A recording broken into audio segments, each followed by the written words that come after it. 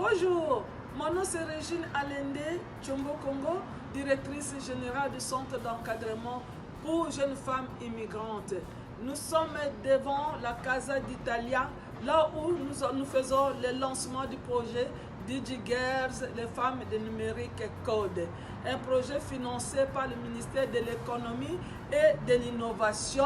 C'est pour favoriser l'accès des jeunes femmes dans le monde du numérique et de l'innovation. Et il y a 4 activités qui sont financées. Et nous avons les conférences, panels, heures de code et finalement la conférence de presse. Et ça, dans le cadre de cette conférence de presse, que je lance ces mots parce que bientôt il y a des personnes, des femmes de toute la diversité montréalaise qui vont parler de l'importance du numérique, de l'importance de donner la chance aux femmes de faire les métiers non traditionnels. Parce que ces métiers sont les métiers les plus payants, plus rémunérateurs, mais on ne trouve pas de femmes et on trouve rarement de jeunes femmes immigrantes. Et pourtant, elles vivent dans la pauvreté et il y a pénurie des emplois dans ces domaines-là. Merci et suivez bien la conférence de presse. La diversité culturelle et l'intégration professionnelle des femmes immigrantes est un axe majeur des politiques publiques pour favoriser le vivre ensemble au Québec. La présence de l'ex-ministre et actuelle députée de Marguerite-Bourgeoys, Hélène David, également celle de la sénatrice Julie Miville-Deschênes, à la rencontre organisée par le CEJFI en faveur de l'accompagnement des femmes immigrantes dans le domaine du numérique en est la preuve. Je vous invite à écouter leurs témoignages et ceux des membres du conseil d'administration. Bonjour à toutes et à tous. Femmes et Pouvoir est heureuse de vous associer à la rencontre qu'organise le Centre d'encadrement pour les jeunes femmes immigrantes de Montréal. Et donc, son vice-président, M. Normand Chenet, nous parlera de la raison pour laquelle il s'est engagé dans cette organisation qui existe depuis plus d'une dizaine d'années et surtout son engagement pour la diversité et pour la situation des femmes immigrantes à Montréal et plus largement au Québec. Monsieur Normand Chenet, bonjour. Bonjour. Qu'est-ce que vous pouvez dire sur votre engagement et un mot pour les personnes qui nous regardent dans notre émission Femmes et Pouvoir? D'abord, mon intérêt remonte à quelques années. Je suis dans le domaine des ressources humaines depuis plusieurs années et j'ai eu le plaisir, dans différentes organisations, de travailler avec des main-d'œuvre très diversifiées, où il y avait des hommes et des femmes qui venaient de différents coins du monde.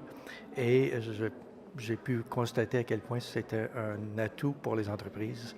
Et quand j'ai eu l'occasion de m'impliquer avec le CEJFI, le Centre d'encadrement pour jeunes femmes immigrantes, ça m'a fait plaisir de me joindre à eux et de continuer et d'essayer de promouvoir cette mission. On sait qu'il y a quelquefois des obstacles, alors l'idée c'est de s'assurer qu'on réduit les obstacles et qu'on ouvre la porte à le plus de personnes possible pour accomplir leur mission, accomplir leur carrière, diversifier et développer leur carrière. Alors, c'est ce qui m'anime, c'est ce que j'essaie de faire, ma petite part dans cette organisation.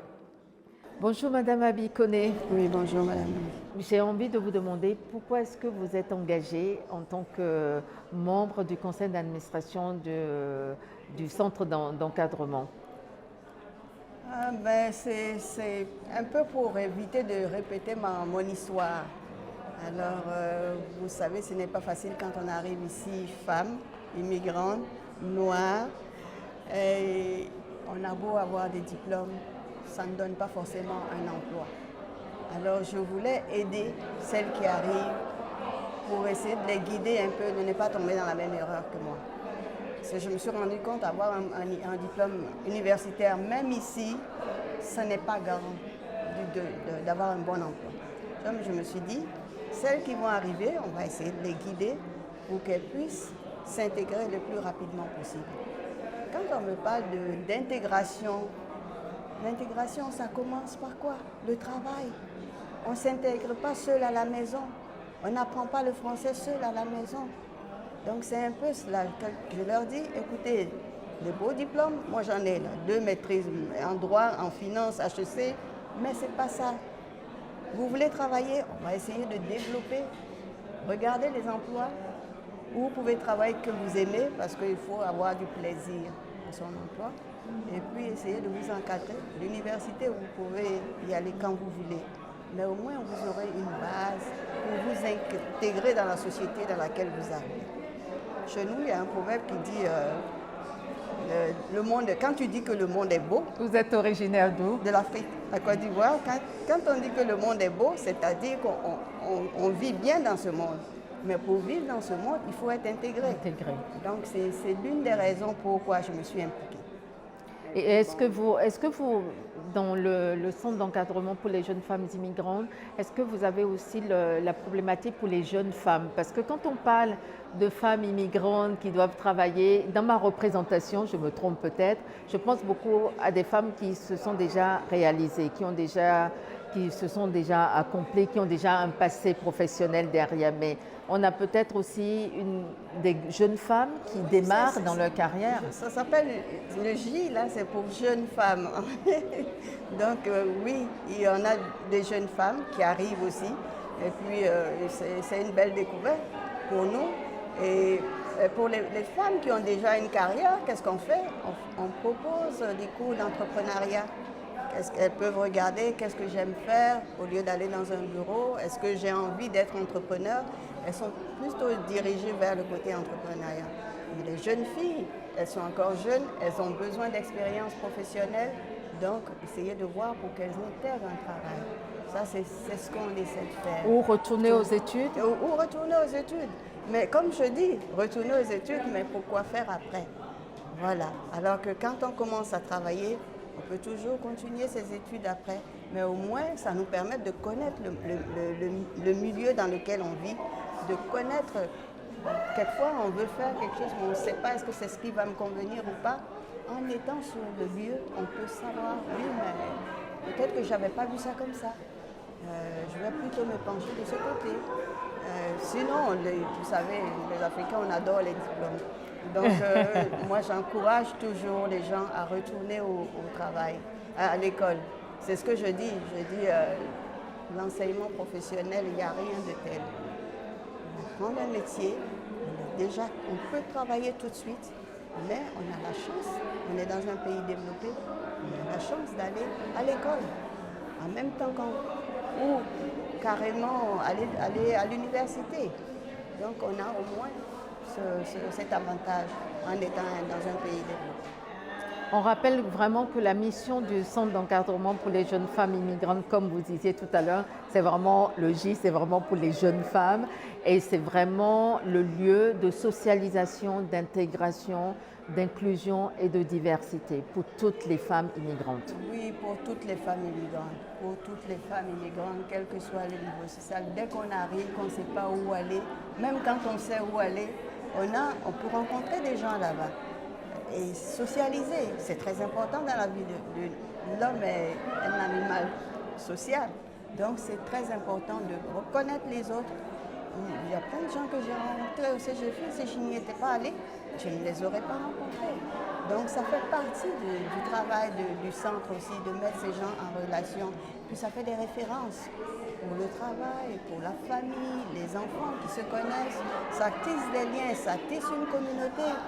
Moi je vis à Saint-Laurent, on se connaît tous. Le maire, les députés, tout le monde se connaît. Quand il y a quelque chose, personne ne veut sortir de Saint-Laurent. Pourquoi? Parce qu'on apprend à se connaître, à savoir quand il y a quelque chose chez quelqu'un, tout le monde y va. Donc la notion de solidarité aussi. Solidarité, c'est très important, c'est très important. On peut avoir tout l'or du monde, mais si on n'a pas... Si on est isolé... Ça ne sert à rien. Ça sert à rien. Alors que l'être humain, on a tellement à donner que ça serait dommage de se priver de cela. On a tellement... Comme on dit, quand on fait plaisir à quelqu'un, on se fait plaisir soi-même. Alors on est plus heureux, moi je trouve, en tout cas qu'on est plus heureux en aidant les autres. C'est ma devise. Quelquefois mon mari me dit, mais tu fais ça pourquoi? Je dis, mais il n'y a pas d'argent, oui, mais il y a le plaisir d'aider. Et puis quand on voit quelqu'un qu'on a aidé qui est heureux, on est heureux aussi. C'est ce que je dis à la commission scolaire. Ce soir, j'ai une remise de diplôme et je leur dis toujours, vous savez, votre réussite à la commission scolaire, aux non diplômés, c'est notre réussite aussi. C'est notre fierté, parce que c'est ça notre but. On est là pour cela, pour vous aider, pour qu'on puisse avoir de beaux visages, de sourire sur de beaux visages. Il n'y a rien de tel. Et l'éducation, c'est la première des choses. J'espère que ce sera la priorité de tout le monde. Parce qu'un monde éduqué, on n'a pas besoin de la santé tant que ça. Tu prends soin de ta santé. Une personne éduquée, c'est beaucoup pour un enfant. Alors, ça commence par là. Par l'éducation. Est-ce que ça pourrait être un message que vous pourriez délivrer à toutes les femmes immigrantes? C'est vraiment, j'ai noté, ne pas rester isolée, créer du lien et ne pas oublier de se former, de s'éduquer, de se professionnaliser. Oui, ça c'est mon message premier. Parce que l'intégration, ça se fait, il faut approcher les autres. On ne se dit pas, moi je ne connais pas telle personne ou j'attends que... Non, il ne faut pas attendre. Il faut aller vers l'autre. Il faut socialiser. On apprend tellement de choses à côtoyer quelqu'un d'autre. Et puis ça fait un exemple pour les enfants. De savoir que, je dois m'occuper de mon prochain.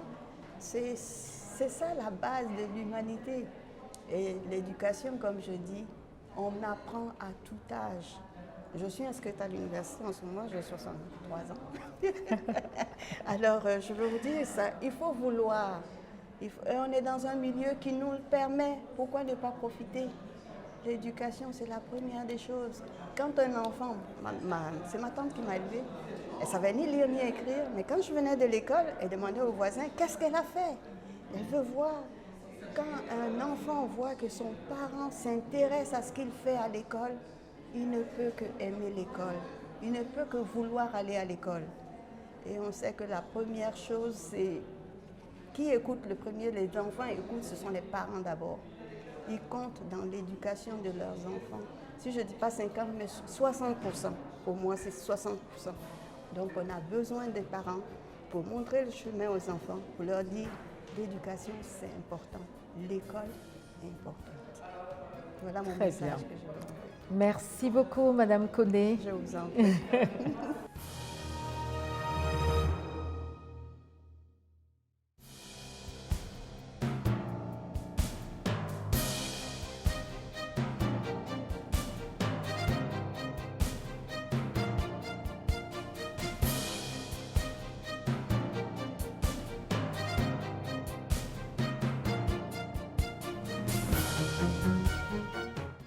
Bonjour, Madame Julie Miville de Chêne. Bonjour. Vous êtes sénatrice de Québec. Vous êtes engagée sur tous les sujets qui concernent les femmes, l'autonomisation des femmes, la place des femmes dans la société. Et pour soutenir le centre d'encadrement pour les jeunes femmes immigrantes, vous êtes personnellement déplacée pour nous donner votre point de vue et aussi qu'est-ce que éventuellement les organisations devraient encore plus faire pour soutenir les femmes dans toute leur démarche d'intégration. Merci beaucoup d'être sur le plateau de Femmes et Pouvoir. Alors écoutez, ça me fait plaisir. Merci de me recevoir. En effet, j'ai accepté cette invitation parce que je crois qu'il est absolument essentiel de soutenir les jeunes femmes immigrantes. Le centre d'encadrement le fait très bien. Et il faut comprendre qu'être déraciné, c'est un choc, c'est un changement de culture, c'est un changement à tous les niveaux et il faut avoir de l'aide pour pouvoir s'intégrer harmonieusement. Le thème de la journée, c'est le vivre ensemble. C'est une expression, oui, dont on parle beaucoup, mais qui est importante parce que l'immigration et l'intégration, ça veut dire que la société d'accueil doit faire un effort, doit aller vers les immigrantes et les immigrantes, inversement, doivent pouvoir avoir accès aux femmes de la société d'accueil pour comprendre la culture, pour essayer de s'intégrer. Donc, ça va dans les deux sens. On a en ce moment un débat sur l'immigration qui a été difficile au Québec ces dernières semaines. Alors, j'ai trouvé que c'était encore plus important, comme sénatrice, de venir ici, d'apporter mon soutien à ces jeunes femmes et de leur dire qu'elles sont bienvenues. Et qu'ici, c'est une société avec, bien sûr, des défauts et des qualités, comme toutes les sociétés, mais le Québec se vante de croire beaucoup à l'égalité entre les femmes et les hommes. C'est la loi ici. ça fait partie de nos chartes des droits et libertés. Les femmes sont les égales aux hommes et ça se décline de toutes sortes de façons. Ça veut dire qu'ici, les femmes, les mères de famille ont des enfants, mais elles peuvent aussi être sur le marché du travail. Elles peuvent aspirer à avoir des salaires aussi élevés, égaux des salaires, égaux à ceux des hommes. Elles peuvent aspirer à toutes les professions. Il n'y a pas de profession réservée aux femmes et d'autres réservées aux hommes. Et elles peuvent s'attendre aussi, dans leur vie familiale, dans leur vie intime, éventuellement, à avoir de l'égalité dans la répartition des tâches, dans tout ce qui concerne la vie entière des femmes. Donc, c'est comme, je vous dirais, bien sûr, les femmes qui arrivent ici, il y en a plein qui ont déjà vécu l'égalité femmes-hommes, mais au Québec, c'est une valeur très importante et je pense que c'est important d'en parler parce que c'est libérateur aussi. Absolument. Comme on est dans l'émission Femmes et pouvoir, j'ai envie de vous demander qu'est-ce que vous mettez derrière le mot pouvoir, surtout quand on parle d'intégration, d'inclusion et de diversité. Alors, je suis effectivement une femme au pouvoir, dans un sens, parce que le Sénat du Canada est la Chambre haute. Donc, il y a la Chambre des communes, avec des élus qui passent les lois, mais il y a aussi une Chambre haute. Moi, je suis une sénatrice qui a été nommée par le Premier ministre. On est 105 sénatrices et sénateurs qui approuvons les lois dans un deuxième temps. Donc, on a un rôle de pouvoir.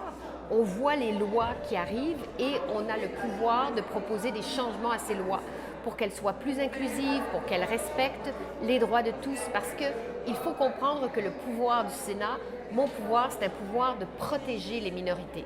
C'est beaucoup ça notre mandat. Donc, les femmes ne sont pas une minorité, c'est la moitié de la population. Donc, bien sûr, et pourtant, il faut que leurs droits soient reconnus.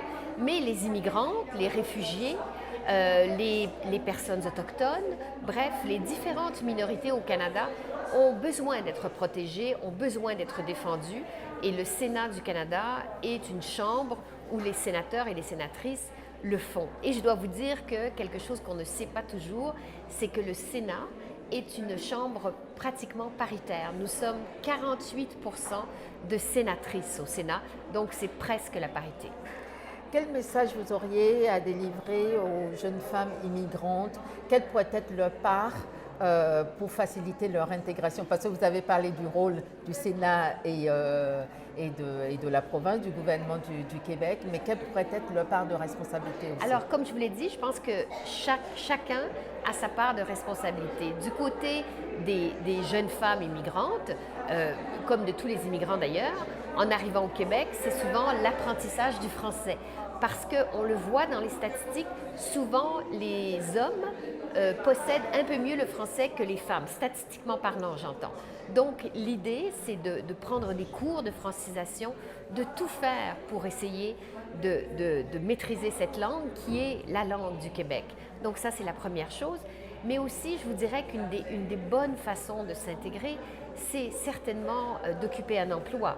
Parce que de cette façon-là, on rencontre des femmes et des hommes de la société d'accueil, une diversité de femmes et d'hommes, mais aussi, je vous dirais, et c'est probablement vrai ici, le bénévolat.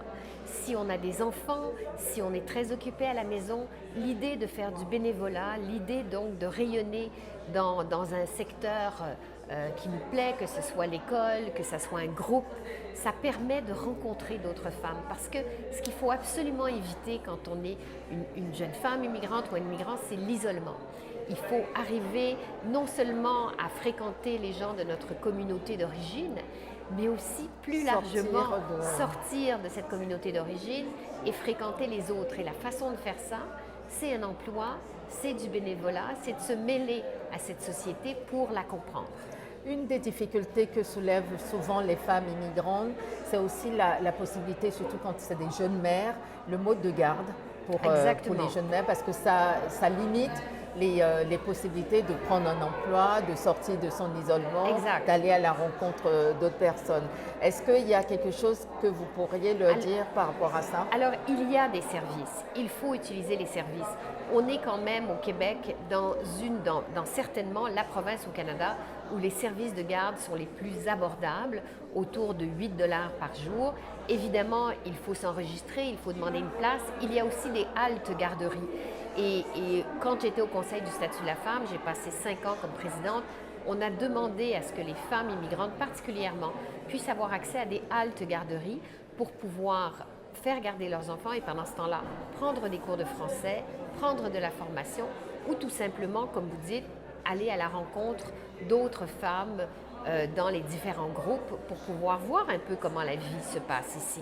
Alors, il y a des ressources. Je ne vous dis pas qu'elles sont infinies. Il manque de services de garde, mais il faut s'inscrire et il faut prendre un peu, être patiente, mais parfois il y a des places dans différents endroits et il y a des crédits d'impôt qui permettent aussi des remboursements. Quand je suis arrivée au Québec, un des chiffres qui a le plus attiré mon attention, c'était le taux de divorce dans les familles immigrantes et qui touche beaucoup de femmes immigrantes qui se retrouvent non seulement avec la douleur où il faut faire le deuil de son pays d'origine, s'approprier ou en tout cas embrasser une autre culture et en même temps subir aussi une violence qui est cette séparation. Alors oui, j'ai beaucoup entendu parler de cela, particulièrement chez les femmes maghrébines, mais je comprends que c'est le choc de l'arrivée. Ce qu'on m'a dit chez les femmes maghrébines, c'est que souvent, la différence culturelle était très difficile à prendre, particulièrement pour le père, pour le mari, qui tout à coup se retrouvait dans une société où les normes sociales n'étaient pas les mêmes, et particulièrement en ce qui a trait au rôle traditionnel des femmes. Et donc, les femmes, souvent, pouvaient se libérer dans toutes sortes de façons, et c'était pas si simple que ça à accepter. Alors, j'ai entendu ça, mais c'est aussi le problème du travail. Si l'un des deux conjoints a plus de difficultés à se replacer, à ce moment-là, ça peut créer des tensions terribles dans le couple et le couple peut éclater et l'un des deux, celui qui n'arrive pas à se trouver un emploi à la hauteur de ses aspirations, retourne chez lui. Je ne sais pas les chiffres que vous connaissez, mais on m'a dit que souvent c'était l'homme qui retournait. C'était l'homme qui retournait et la femme qui restait avec les enfants. Alors, mais ça crée aussi, ça augmente le taux de femmes et de familles monoparentales qui doivent gérer aussi toutes les difficultés. Et il faut dire que ici, la séparation et le divorce sont très communs. Vous arrivez dans une société où un couple sur deux éclate. C'est à peu près la statistique ici au Québec. Alors, les gens endurent moins, si vous voulez. Les couples endurent moins l'adversité et se séparent plus rapidement.